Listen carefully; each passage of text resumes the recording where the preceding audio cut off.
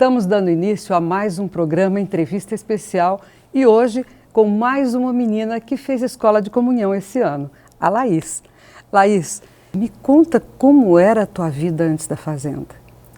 Então, vou começar um pouquinho antes de eu realmente conhecer a fazenda, que foi no período onde o meu pai também veio para a fazenda, foi no ano de 2017. E um pouco antes era uma família assim um pouco não tão unida, né? Que meu pai vivia embriagado dentro de casa, a minha mãe sempre iria atrás, e a gente foi crescendo com isso. Só que toda vez quando ele não estava embriagado, ele ficava presente, só que só como físico, né? Mas assim a gente foi crescendo. Eu tive uma infância muito boa, brinquei muito, para falar a verdade, eu acho que até nos meus 15, 16 anos eu ainda brincava. Ai, que legal. Então, isso é bom, né? Sim. A gente tem que manter a criança viva. É. Eu acho que eu tenho ela até hoje. Então, até os 70 é bom. É ótimo. E essa minha alegria é um dos passos, um dos motivos, na verdade, nem passos, que eu vou seguindo, né? Cada dificuldade, quando me bate assim, é um dos motivos que eu tenho para seguir, né? E aí, cresci bem, cresci com meus avós presentes também, né? Eu fui criada mais com a minha avó materna. Tenho 3 irmãs, eu sou a do meio, né? Nós somos em 9. Mas a Lúcia tem 29, né? Então, não é nada. Não é nada, mas é muito bom. E foi assim, né? Na escola também sempre busquei me esforçar, tirar notas boas e tudo mais, né? Mas eu sempre fui uma pessoa assim, acho que muito brincalhona, muito sorridente, né? Às vezes tem um momento lá em casa, quando estou na minha, fechada assim, aí as meninas falam, o que você tem? Eu falo, não tenho nada. Tô bem, você não é assim. Não, tá tudo certo. Mas depois eu mesmo busco melhorar isso, né? Só que antes, um pouquinho de chegar na fazenda, eu tive uma fase onde eu senti um vazio muito, muito grande dentro de mim, né? E um deles foi o fato da perda do meu avô. Então, nessa minha dor, começou a minha rebeldia, né? Ele faleceu em 2019 e em 2017 meu pai já estava na fazenda. Então... Você ia visitá-lo? Não. Para falar a verdade, eu nem sabia da existência da fazenda. Eu vim saber em 2022. 2021, podemos colocar no finalzinho para 2022, foi quando a minha mãe tinha me lançado um convite de levar minha irmã, que na época tinha 13 anos, para ficar com ela, que ela estava fazendo uma experiência na fazenda de lagarto. Só que nesse período que eu perdi meu avô, parece que eu não sei, mas foi o momento da minha rebeldia. Eu não parava mais em casa, e aí eu comecei a desviar um pouquinho a minha vida também. Passei a ir pro alcoolismo, e passei a brigar muito com a minha mãe. E no meio dessas brigas, assim, ela falava que eu parecia um pouco com meu pai, porque ele era um pouco ignorante. Então eu acredito que eu passei a espelhar aquela imagem do meu pai que eu tinha, né? E um dos outros motivos também, que eu passei também por abusos, então aquilo foi um motivo ainda mais de revolta. A minha família toda ficou desestruturada, né? A parte do meu pai foi para um lado, a minha mãe foi para o outro. E depois que ele foi para a fazenda, que as coisas piorou, a gente passou por dificuldades, pra você ter noção, né? Às vezes a gente não tinha o que comer de mistura, né? Então, às vezes, a gente comia arroz, farinha. E, tipo, isso eu não tenho vergonha, sabe? Eu confesso que isso me ajudou também quando eu cheguei na fazenda. E as experiências, quando as meninas chegavam e ficavam reclamando da comida, né? Que tudo bem, a gente da região Nordeste, às vezes tem salsicha, hambúrguer e tal, assim, tem. Mas é aquilo que Deus está nos propondo. Tem, né? Tem, exatamente, tem. E é aquilo que Deus está nos propondo naquele momento. Então, aquilo me ajudou a refletir. Poxa, eu estava passando por situações um pouco difíceis, então aqui isso para mim está sendo um paraíso, né? Fui embora da minha cidade, morei um pouco em Aparecida de Goiânia, estava tendo a minha vida tudo certinho, em 2021. Quando foi no final do ano de 2021, quando eu fui na minha cidade, eu não sei o que me aconteceu, mas parece que foi quando voltou tudo de novo a reviravolta. Voltei de novo a beber com mais frequência, voltei a andar com amizades erradas. Deu um nó assim, sabe? E foi um tempo onde a minha avó, mãe do meu pai, estava passando por um momento um pouco delicado de sua saúde. E só estava minha irmã de 13 anos e eu. Então, naquele momento, de vez de me fazer presente, eu estava mais ausente. Eu lembro até hoje que teve um momento que eu saí, eu estava dormindo, me ligaram. Laís, vamos para tal lugar assim? Eu falei, vamos. Então, eu saí do meu conforto de madrugada, assim, deixando a minha irmã, a minha avó. Em tempo de, sei lá se podia acontecer alguma coisa ou não, mas eu estava sendo o motivo, né? Saí, fui curtir tudo, fui sair e voltei no outro dia como se nada tivesse acontecido. Né? E assim vou indo. Mas o que me ajudou mais assim a chegar na fazenda de verdade mesmo, assim, algo assim que eu guardei assim muito tempo, foi no mês de janeiro já de 2022, a minha mãe insistindo comigo desde novembro para mim vir para a fazenda. Eu só adiando. Meu dinheiro que eu fui, eu não tinha mais dinheiro, gastei todo o dinheiro que eu tinha. A minha mãe mandou dinheiro para a gente comprar passagem para ir. Eu gastei também o dinheiro que a minha mãe mandou. Então, assim, entrando naquela, não sei mais, estava um vício já, estava um mundo de mentiras, de falsidades que eu estava tentando criar para preencher isso. E voltou dentro de mim de novo aquele vazio. Quando foi uma noite onde eu lembro que eu estava na casa da minha avó, foi finalzinho de janeiro, eu saí de novo, né, aquela ligação, Laís, vamos, eu saí. Só que nesse sair, eu não sei mais o que aconteceu. Me deu um branco assim, tudo. E eu lembro que eu acordei em um lugar horrível, com pessoas assim que eu nunca tinha visto na minha vida, na minha roupa toda suja e tudo. Naquele momento eu olhei pra mim assim, eu senti vergonha. Eu falei, eu não quero mais isso pra mim, né? Eu não quero. Cheguei na casa da minha avó, comecei a tomar banho, me sentindo nojo de mim e tudo. Peguei o celular, falei, mãe, eu tô indo pra aí. Eu vou levar minha irmã, porque também de tanta vergonha que eu fiquei, eu não aguentava nem ficar mais lá. Então a gente foi. E aí no dia 4 de fevereiro a gente chegou na fazenda. Mas só que ali ainda não tinha aceitado ainda, né? Que eu tava realmente mal de mim e que eu já não tava mais existindo. Eu acho que eu omiti, morri por um tempo e essa imagem acabou surgindo de mim, né? E aí, quando foi o período de carnaval, eu estava me adaptando ainda, só que eu falei para minha mãe que eu não ia ficar, que eu não precisava ficar ali. E ela sempre insistindo, né? Não, lá, só mais um pouco, depois eu compro sua passagem, você vai embora, porque nem dinheiro eu tinha mais, né? E aí, consegui passar o carnaval dentro da fazenda. Teve retiro de carnaval, a gente entrou na Semana Santa. E aí ainda continuava. Ainda tinha um pouco de briga ainda com a minha mãe dentro da própria fazenda, né? E assim, mas... Uma coisa que eu não entendi bem, o que a tua mãe estava fazendo na fazenda? Ela, por conta que meu pai, em 2017, foi para a fazenda, ele ficou fazendo a experiência desde então, ele não saiu. Ah, entendi. Sim, e ela foi para a fazenda, em 2021, para fazer a experiência, porque ele tinha pedido para ela há muito tempo, só que ela não queria. Entendi. Aí ele, tanto é que entre eles meio que teve uma, assim, sabe, olha, essa é a vida que eu quero. Entendi. E muitos casais fazem isso. Sim. E a vida que ela estava tendo lá fora não era muito boa também, né? Eu tive essa experiência lá fora, eu sei como é, não é fácil. O mundo, infelizmente, puxa a gente cada vez mais para o poço, né? É. E a fazenda, pelo contrário, resgata a gente cada vez mais desse fundo do poço. E ela aceitou. Em julho de 2021. Aí ela ficou um tempo lá com a minha irmã caçula e a outra estava com a minha avó. E quando eu cheguei lá para deixar ela, parece que não era para deixar a minha irmã, eu acho que era para eu estar ali. E assim foi indo, né? Aí ela estava abraçando a experiência, já estava assumindo a casa como madrinha e tudo mais. E foi indo, mas eu ainda continuava brigando com a minha mãe. Parece que era algo que queria que eu saísse, né? E quando a gente foi para a fazenda masculina,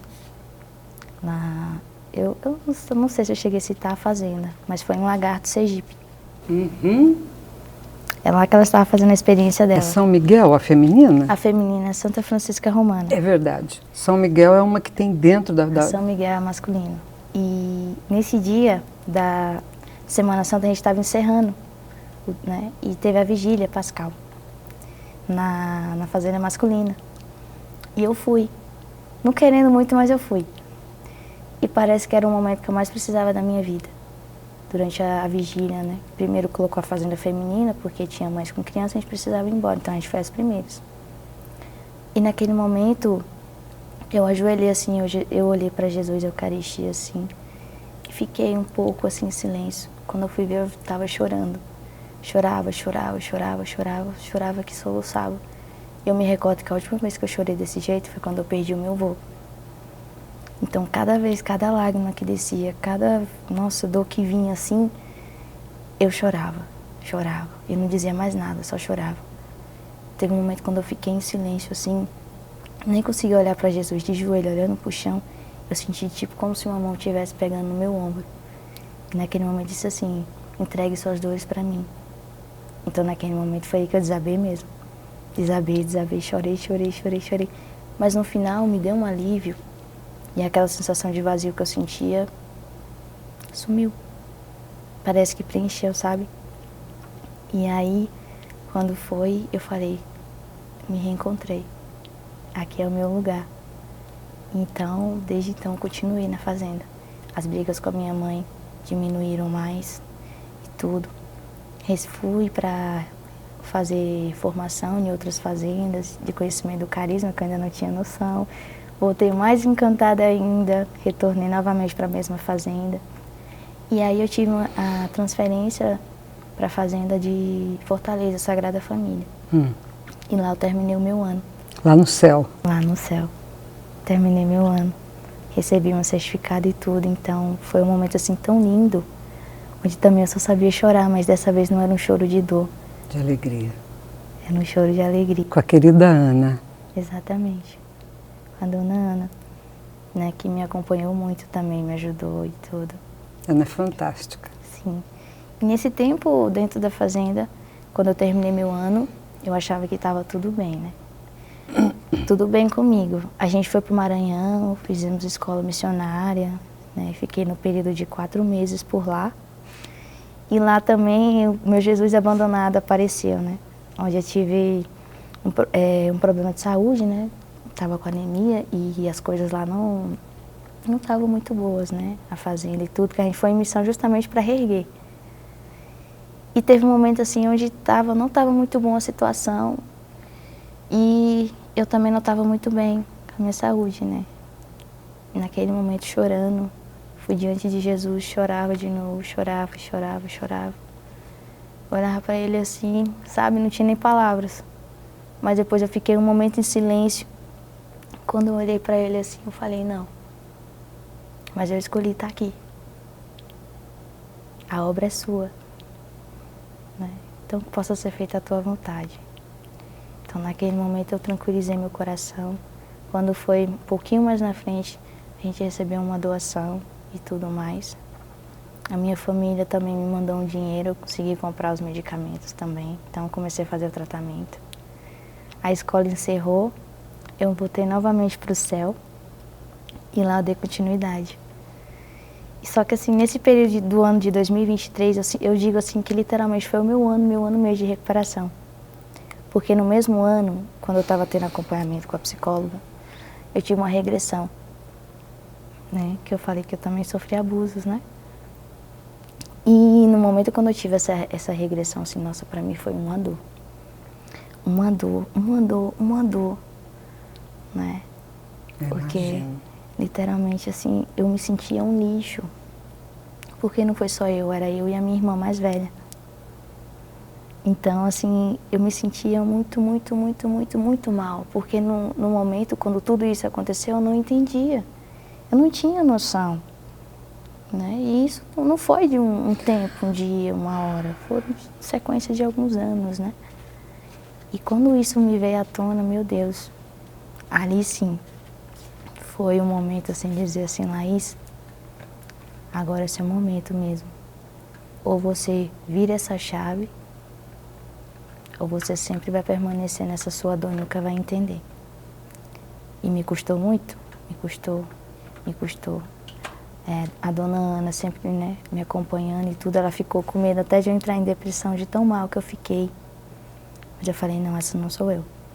Sem esse sorriso lindo aí é difícil, hein? Pois é, sempre com esse sorriso, mas às vezes eu sorria para a dor ter que diminuir dentro de mim. Que nem o palhaço. Sim, aquele palhaço que está feliz, Triste, mas fazendo palhaçada. sim, essa era eu, né?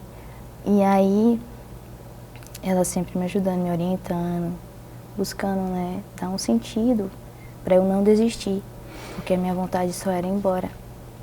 Ir embora, ir embora, ir embora, ir embora. Mas aí ela falava, vai te adiantar você ir embora? É uma coisa que já aconteceu, né? Exatamente. Isso já aconteceu. É a pior coisa que pode acontecer com uma mulher, né? Sim. E o que mais dói, né, é saber que era alguém da família, né? Geralmente são familiares. Isso é o que mais dói.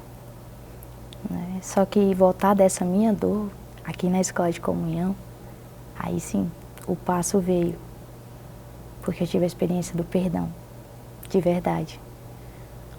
Enquanto eu não conseguia falar com essa pessoa, eu não me sentia bem, sabe? E aqui na escola, os momentos assim de formação com os nossos professores, principalmente a irmã Teresina, onde ela trabalhou em cima mesmo do perdão, assim, sabe?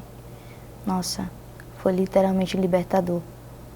Né? E quase na reta final da escola, a gente teve umas aulas assim sobre a questão de abusos. Também tivemos aula de pedofilia. Né? E que momento de formação foi? Eu estava ali de corpo presente, mas por dentro, para mim estava sendo uma tortura. Porque eu sempre fico me perguntando como que é capaz de fazer isso com uma pessoa. Né? Ixi, se eu soubesse, minha vontade era simplesmente sair da sala e nunca mais voltar. Tanto é que teve uma aula com a gente justamente sobre isso, abusos. Eu não consegui ficar. Não conseguiu sair. Aí uma das meninas foi ao meu encontro. Laís, não pode ser assim. Até quando você vai fugir? Você precisa trabalhar isso. Parece que era Deus que mandou ela ali, né, para falar comigo. Você não pode ficar assim. Isso já aconteceu. Mas toda vez que você for tentar tocar nessa ferida, você fugir, você nunca vai conseguir curar. Então, naquele momento, eu voltei para a sala e terminei. Só que passou outra aula, novamente, né, sobre o mesmo tema, eu permaneci. E nessa aula parece que foi um momento onde eu precisava estar. Com as palavras dela na aula anterior, tivemos outra aula. Eu peguei meu telefone e mandei mensagem para essa pessoa. Falei, eu preciso falar contigo. Aí, quando foi à noite, eu consegui falar com ela. Eu comecei a colocar, queria entender por quê. Né? Eu sei que ela tinha as dores delas e tudo, mas por quê? Que passava, né? E aí ela foi colocando. Mas depois que eu coloquei tudo o que estava dentro do meu coração, me deu um alívio. Me deu uma sensação de liberdade. E nesse tempo todo, com essa minha dor dentro da escola, eu perdi praticamente 6 meses de vivenciar a escola de verdade. E depois que eu fiz essa experiência, aí eu comecei a vivenciar a escola. E pense numa coisa assim libertadora. Pense, você teve 6 meses para viver a escola. Tive. Metade. Metade. Mas as coisas de lá de trás permanecem também. Permanecem. E depois dessa experiência, parece que é ali que eu tinha acabado de chegar na escola de comunhão. E que momento lindo. Eu chorei, a pessoa também chorou. Né? E quando eu falei, se eu soubesse que essa seria a experiência mais linda, mais forte da minha vida, eu teria tido essa coragem muito antes. Só que o que acontece não é quando a gente quer, no momento onde Deus permite. E eu fiquei assim muito feliz, tão livre em saber, né, que agora eu consegui realmente caminhar. Hoje eu consigo conversar com ela tranquilamente, não sinto mais aquele peso, algo me travando, sabe? A nossa convivência na casa também melhorou bastante, porque eu me fechava muito por conta dessas minhas dores. Nossa, muito, muito, muito. E às vezes eu não permitia que as minhas próprias irmãs, né, da casa chegassem para me ajudar. Eu colocava o sorriso, estava tudo certo, estava tudo tranquilo, né? Não conseguia me abrir direito com as pessoas de mim, porque eu já começava a chorar. Para falar de mim era muito, muito difícil. Eu sou sorridente, mas eu sou chorona. Eu também. Eu mais choro do que outra coisa. E quando eu fiz isso, foi libertador, porque agora eu consigo falar mais abertamente com as minhas irmãs, consigo ter uma comunhão de alma mais profunda com elas, sabe? Porque antes era praticamente superficial. Eu sabia que tinha coisa dentro de mim, mas eu não conseguia colocar. E quando eu passei essa experiência, passou a ser assim tudo mais leve, sabe? A convivência, a minha rotina, o contato com a minha família, tudo melhorou. E aquelas dores, aquela sensação assim de desistir e tudo, puf. Agora não adianta mais você querer desistir, a escola acabou, né? Ah, realmente. E o coraçãozinho ficou na mão. Você sabe para onde você vai? Sim. Onde? Vou pro céu de novo. A Ana merece ter uma pessoa assim com ela lá. Sim. Pessoa que esteja sempre pronta para levar para frente o carisma, né? Carisma. Com esse sorriso lindo. Obrigada. Obrigada. Que agradeço pelo momento.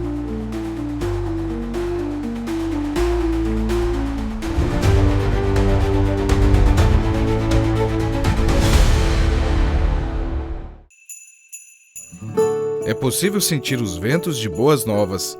Jesus está chegando. Prepare-se para celebrar o Natal com um presente especial que une a espiritualidade e tradição. Conheça o kit com o Diário Espiritual Dia a Dia com Esperança 2025, mais o presépio, um conjunto exclusivo para iluminar o seu lar e sua vida. Presenteie com fé e esperança e ajude a Fazenda da Esperança a salvar vidas. Hoje no Brasil, milhões de homens e mulheres são dependentes químicos. Muitas dessas mulheres vieram de histórias marcadas pela violência, abuso sexual, gravidez precoce, abortos e o peso de cuidar sozinhas dos filhos. Eu sentia um vazio, sentia que se eu morresse não ia fazer diferença para ninguém, que ninguém gostava de mim, que as pessoas que estavam tentando me ajudar tinham pena de mim e me sentia abandonada. Elas enfrentaram a vida sozinhas, carregando a responsabilidade pelos filhos e lutando contra um passado doloroso. Na Fazenda da Esperança, elas encontraram um lugar de acolhimento, onde podem reconstruir suas vidas com dignidade. Eu era perdida, eu me encontrei aqui na Fazenda. Aqui na Fazenda que eu encontrei a Mariana, que estava perdida, a mãe que estava perdida e um ser humano que estava perdido no mundo das drogas. E você pode ajudar essas mulheres a continuarem essa jornada de transformação. Sua contribuição faz toda a diferença.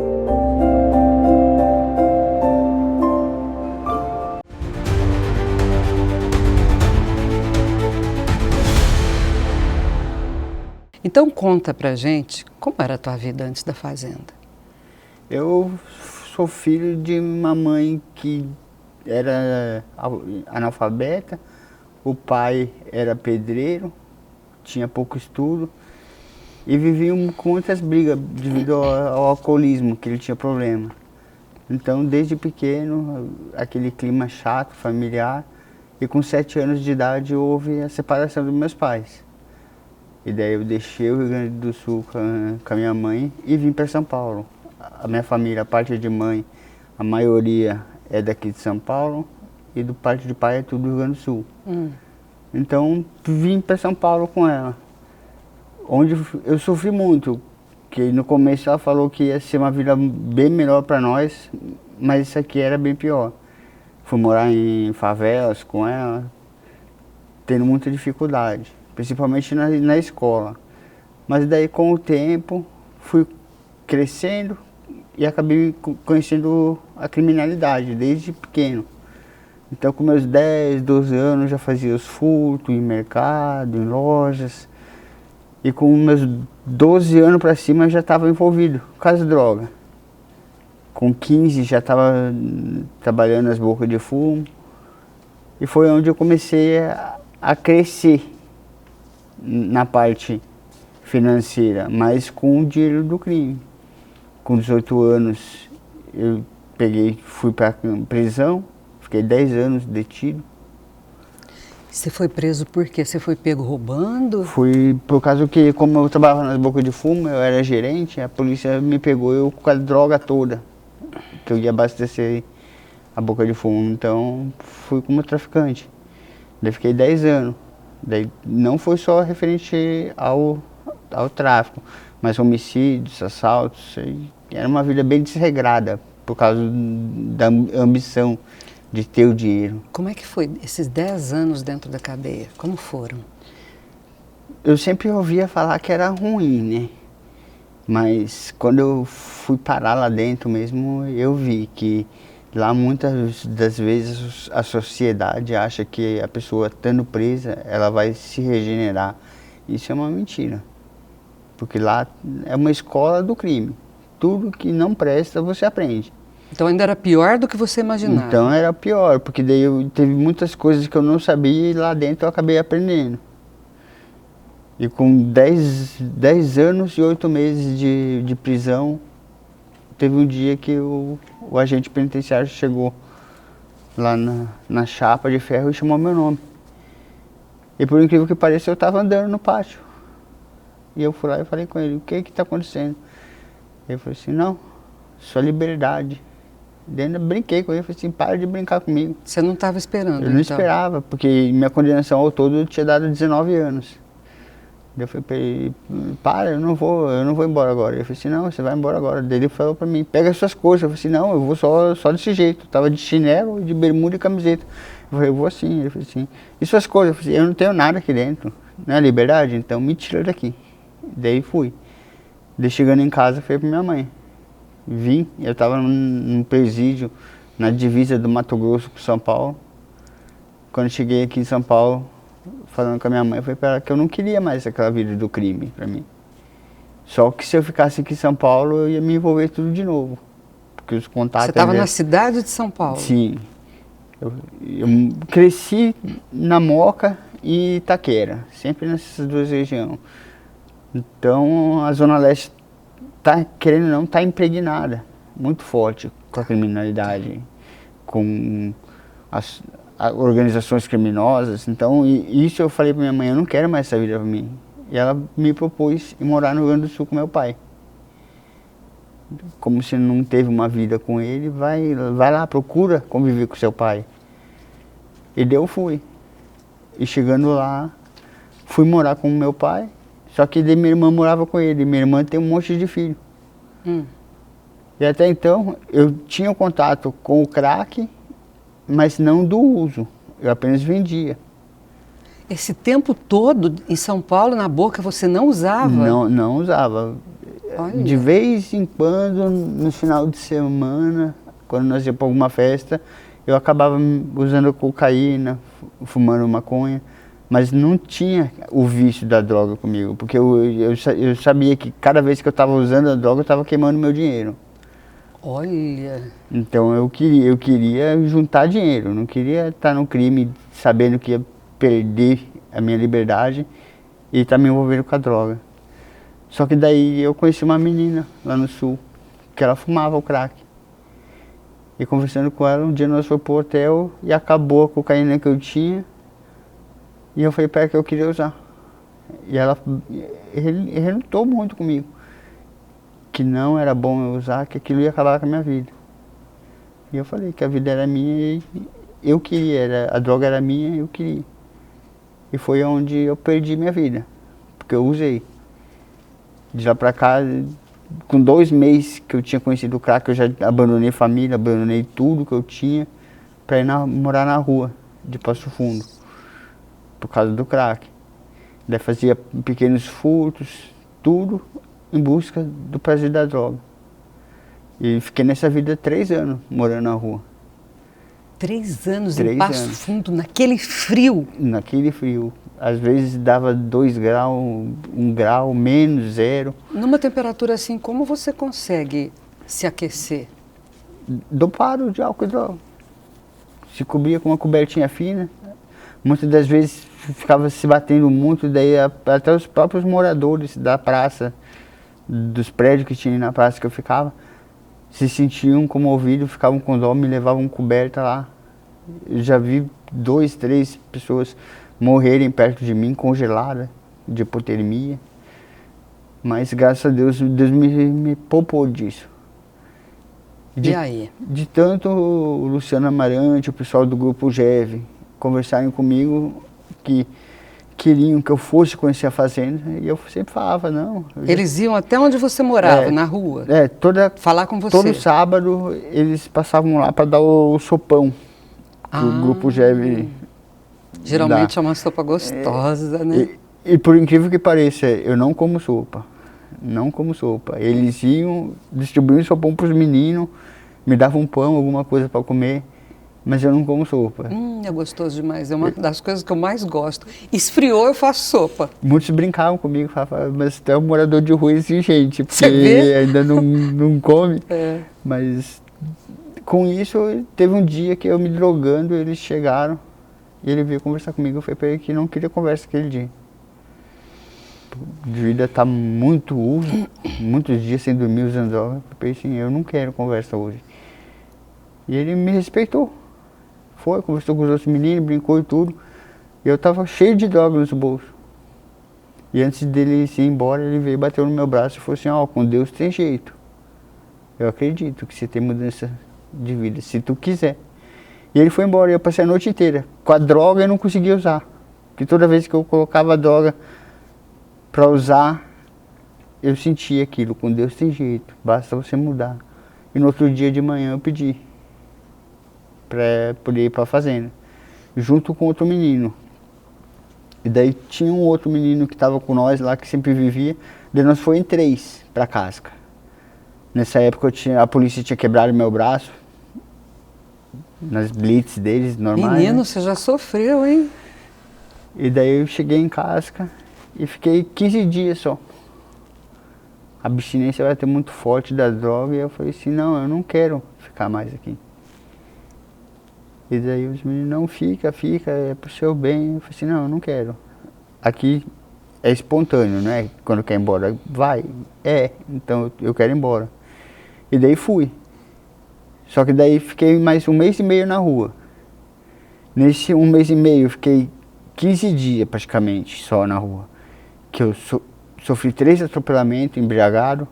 Nossa! E caí de 4 metros de altura. Trinquei o osso da bacia em 3 lugares. Você caiu como? Você se jogou? Alguém Caí te de uma empurrou? árvore. De uma árvore? O que você foi fazer em cima da árvore? No começo, eu mentia bastante. Eu falava para os meninos que eu estava podando a árvore, né? Mas na verdade, eu estava subindo nessa árvore para pular para o terreno do lado para poder fazer um furto. E acabei caindo. Você me desculpa, mas... Sem problema, não. É engraçado. É engraçado. É engraçado. E daí, na ambição da droga, acabei sofrendo esse acidente e fiquei na rua. Daí imagina, no Todo frio... arrebentado? No frio, sol e chuva e sem poder andar. Nossa Senhora. E daí o Grupo GEV mesmo, através de um outro casal que também estava junto, o Álvaro e a Aline, são 2 pessoas que eu tenho muita consideração por eles, porque pegaram e batalharam comigo e tudo, me levaram para um antigo albergue que tem lá em Passo Fundo, que hoje é uma casa de passagem. E me deixaram lá, 1 mês. Mas sempre iam lá me visitar, me ver como que eu tô, me levaram no hospital. A Aline mesmo teve um dia que ela foi 2 horas da manhã comigo pro hospital, só com uma camisetinha fina, e eu via que ela se tremia de frio, mas ela ficou a noite inteira do meu lado, para poder trocarem o gesso do meu braço. E daí teve uma quarentena, a primeira quarentena que ia ter, Da pandemia? Por causa da pandemia 2020, a primeira quarentena que ia ter. E daí me levaram para Casca. E quando eu cheguei lá, o responsável até brincou comigo, falou assim, não, você não vai ficar aqui. A fazenda ela tem que ter esse espaço de tempo de uma internação para outra de 6 meses, eu não vou infringir uma norma e tudo. E daí começou com o pessoal do GEV, ele pegou e falou, a palavra de hoje fala para nós ter misericórdia. Então como que eu vou pregar a misericórdia se eu não tiver a misericórdia? Movido à palavra eu vou te acolher. E me acolheu. E daí eu lembro até hoje, como se fosse agora, assim, na minha frente. Nós, assim, 28 pessoas dessa quarentena. E ele falou na frente de todo mundo, ó, a primeira vez você veio com o braço quebrado. A segunda vez você tá vindo todo arrebentado. A terceira vez não vai chegar nem a foto. E daí eu falei pra ele que não ia ter a terceira vez. E assim foi, os 2 primeiros meses da minha recuperação. Você chegou todo arrebentado, como é que foi o acolhimento dos meninos da tua casa, assim? Então, os 2 primeiros meses da minha recuperação, eu nunca imaginava que o amor, ele movia a pessoa do jeito que ele move. Porque eu não tive amor na minha vida antes da fazenda. Mas os meninos me carregavam no colo. Casca é um antigo seminário de 4 andares. Então, a triagem é no 2º andar de um lado, e para você ir na capela ou assistir filme... Tem que descer. Tem que descer esses 2 lances de escada, andar 150 metros no jardim e subir mais 2 lances de escada do outro lado. E os meninos me carregavam no colo. Toda reunião, toda missa, tudo que tinha que fazer. Às vezes eu falava assim, eu quero assistir um filme, eles me levavam, me davam um banho. Então eu vi o amor de Deus na minha vida através dos atos dos meninos. E com 2 meses, o responsável falou para mim que não dava mais para me segurar lá, que eu estava atrapalhando os meninos. Porque todo o cuidado tinha que ser voltado para mim, né? Então era uma casa, 28 meninos olhando eu. E eu falei assim, isso está atrapalhando a recuperação dos meninos. O que você acha de você ir para a casa da sua irmã? Eu já entrei em contato com a sua irmã, nós conseguimos localizar. Você se recupera e quando se estiver bom, você vem se tratar. E eu fiquei naquela impaciência. Só que eu estava com muita dor e o menino, o padrinho, ia me levar no médico. E daí eu fui assim, eu vou pensar nisso. E fui pro médico. Quando eu voltei, ia ter o encontro dos responsáveis lá em casa. E daí pegou ele chamou um outro responsável, na época o Ronaldo, que estava na fazenda de Biporã, no Paraná. E ele perguntou se eu não queria ir para Ibiporã, que lá era uma fazenda que a terra, e eu podia me recuperar melhor. É muito bonita também. Muito bonita, por sinal. E daí eu peguei, no começo eu não quis ir. Eu falei, não, eu vou embora para casa, porque semana que vem tem visita. Minha irmã vai vir me ver. E daí foi onde foi feita a pergunta para mim, mas você ama mesmo sua família? Amo. Você tem certeza que você ama? Amo. Não, você não ama sua família, você ama a droga. Porque em vez de você estar com a sua família, você preferiu a droga. Por que você não dá essa chance para você mesmo de mudar de vida? Se você ama sua família quer te ver bem. E nós, como Fazenda da Esperança, nós vamos te ajudar a ficar bem. É bem firme, né? E na hora eu queria grudar o Ronaldo pelo pescoço, mas eu não conseguia nem mexer direito. Eu falei, só porque eu tô desse jeito, ele fala isso comigo, né? Mas daí peguei e fui para casa de triagem. E a noite inteira, matutando aquilo na minha cabeça.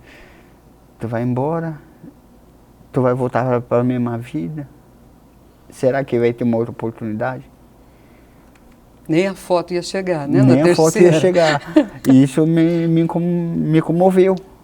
Me dar uma chance para mim. Foi onde no outro dia, 6 horas da manhã, eles iam viajar. Era 5 horas da manhã, eu chamei os meninos. Ô, me ajuda aqui, os meninos. O que foi? Pensaram que eu tava ruim, né? O que foi? Eu falei assim, pega minhas coisas. Uma sacolinha com uma blusa, uma bermuda e um chinelo que eu tinha. Pega pra mim e me ajuda, me leva até lá embaixo. Não, mas por que tu vai dizer que quer ir embora essas horas? Eu falei assim, não, eu vou embora, mas não da fazenda, eu vou pra outra fazenda. E eu desci e fui pra Ibiporã. Foi uma viagem cansativa. É longa pra caramba. 16 horas dentro de um carro. É bem longa. Cheio de dor. Então, eu via que aquele sacrifício que eu estava fazendo não era só para mim, mas tanto para minha família, mas todos aqueles que estavam acreditando na minha recuperação. Fiquei uns meses lá em Ibiporã e aos poucos eu fui melhorando. Fui melhorando. E retornei para Casca. Quando eu retornei para Casca, os meninos não acreditou que eu desci do carro sozinho, coloquei a mala nas costas, perguntei onde que eu ia e fui andando e ninguém... Quantos meses depois? Com 6 meses eu voltei para Casca. Caramba, você demorou todo esse tempo para se recuperar? Sim. E aí, chegou lá? Cheguei lá. Aí a tua vez de amar, né? Foi isso que eu pensei, agora é minha vez de amar. E daí eu fui para casa aqui na fazenda nós falamos casa de caminhada, né? Só que dentro de mim, aquele desejo de amar, do jeito que eu tinha sido amado, era muito forte. Então eu comecei a me aprofundar, pegar os livros da fazenda e fazer resumo e tudo. E o responsável vendo aquilo em mim, pegou e falou para mim assim, ó, tu vai para a formação. E me colocou na formação e da formação eu já fiquei coordenando a triagem. Então toda vez que chegava um menino que dava problema, que estava dando trabalho, eu falava assim, olha eu. Isso me movia. Às vezes eu esquecia que eu tinha minha limitação, que eu estava com dor e estava junto com os meninos. Daí depois eu sofri um pouquinho, mas estava ali com prazer. E com 11 meses, o Ronaldo estava de regional, me chamou junto com o Orlando, que era o responsável, e falaram para mim que se era verdade mesmo o que eu falava para eles, que eu queria ficar na fazenda. E eu falei que sim. E daí veio o convite para mim ir para Coroatá, no Maranhão. Uau! Sair daquele gelo para Coroatá. Para Coroatá. E daí terminei meu ano, fui em casa, na casa da minha irmã, fiquei 15 dias. E fui para Passo Fundo com aquele desejo, na casa desse casal. Fiquei uma semana lá e eles foram me levar no aeroporto. Só que quando eu saí do sul, estava muito frio. Eu saí com 2 blusas, 2 calças, aquele monte de coisa. E a mochila vazia, né? E subi no avião. Só que quando eu cheguei em Coroatá, eu já estava só de chinelo, só de camiseta e com o tênis na mão e a mochila cheia de roupa. Nossa Senhora! E a mulher olhou para mim e falou para mim, a aeromoça, mas essa roupa com bagagem tinha que estar lá embaixo, né? Eu falei assim, não, essa roupa foi que eu fui tirando. Ela falou assim, entendi. E daí eu fiquei olhando no outro dia, na fazenda, eu embaixo de uma figueira, com 40 graus, pingando suor. E eu falava assim, não, essa vida aqui não é pra mim não. Mas foi daí que veio esse desejo, de cada vez me doar mais. Daí depois fui viver a experiência, passei em Garanhuns, no Pernambuco, passei em Campo Maior, no Piauí, passei no Tocantins. Em qual? Passei em Porto Nacional, no Tocantins. E daí veio o convite, de eu estar participando da Escola de Comunhão. É onde eu passei esse ano inteiro, né? Aprendendo, aprofundando um pouquinho mais o carisma. E agora estou me preparando para, em janeiro, estar em Várzea da Palma, em Minas Gerais. Eita, tá mais perto. Não é tão longe, né? Essa semana passada, minha mãe mandou um áudio para mim chorando. No começo do áudio, quando eu senti o choro dela, eu falei, é problema. Daí parei o áudio, falei assim, nem quero escutar. Mas aquela curiosidade, o que será que é o áudio? Coloquei para tocar o áudio, era ela falando, emocionada, chorando, que nunca imaginava me ver bem do jeito que ela me vê. Conhecendo um monte de estado, um monte de lugares, pessoas, ambientes diferentes. E sem a drogadição, o uso da droga, do álcool, sem aquelas más companhias, mas procurando ajudar a sociedade, os meninos que precisam. E na fazenda nós não ajudamos só os meninos. Porque no automático, que se você está ajudando uma vida, tem uma família, tem várias vidas que você está ajudando ao mesmo tempo. Então isso cada vez mais forte vem dentro de mim, de eu me doar.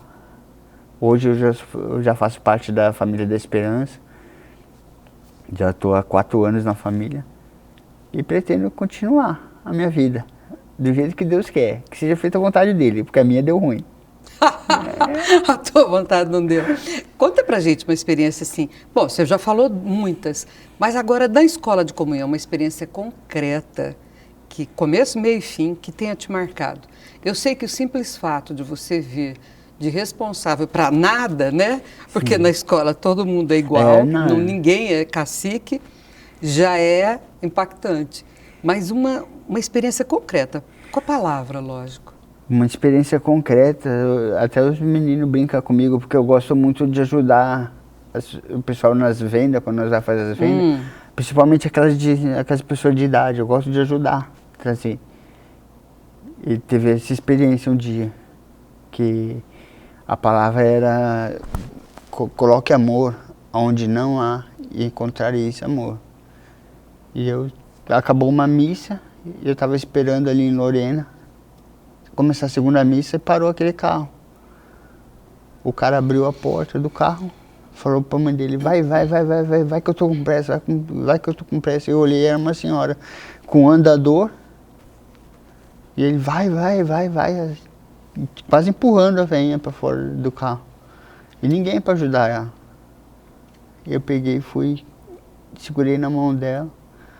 Eu estava falando com o menino sobre a palavra do dia, de pôr amor nas coisas. E eu falei, essa não vai ser apenas mais uma experiência de ajudar uma senhora. Nessa eu vou pôr amor. Fui, peguei ela, fechei, ajudei a descer do carro, fechei a porta e subi a rampinha da catedral. Na hora que eu subi a rampinha, ela falou assim, bom, daqui eu consigo. E eu lembrei, põe amor. Eu falei para ela, não, onde a senhora vai sentar? Ela falou assim, na primeira fileira. Eu falei assim, então eu vou te levar até lá. E levei ela, deixei ela lá escutando, assistindo a missa. Na hora da comunhão, eu fui pedir para o ministro para levar a hóstia lá para ela não ter que ficar se movendo. E depois, quando acabou a missa, eu fui, peguei ela e trouxe ela e coloquei ela numa cadeirinha, até o filho dela chegar lá de fora da catedral. Então, eu via a alegria daquela senhora, de estar sendo cuidada. Quem não gosta, né, de um carinho? E essa experiência mexia muito comigo. Ao mesmo tempo que eu estava nas vendas ali, cada vez que eu olhava para ela assim, dava vontade de chorar. Porque eu lembrava de quando eu estava chorando lá, com dor e tudo, os meninos me cuidando, me dando banho. Quantas vezes sem dormir, porque eu não deixava ninguém dormir, gemendo, chorando de dor. E eles estavam lá me amando. Então, cada vez eu queria amar mais ela. Se pudesse, eu pegava e carregava ela no colo. Só que e o medo de pegar ela no colo e daí dar problema. Porque a gente vê a limitação da pessoa, mas não sabe realmente como que está a situação da pessoa. Verdade. Então, essa foi a experiência que mais me moveu, sabe? Mais mexeu comigo.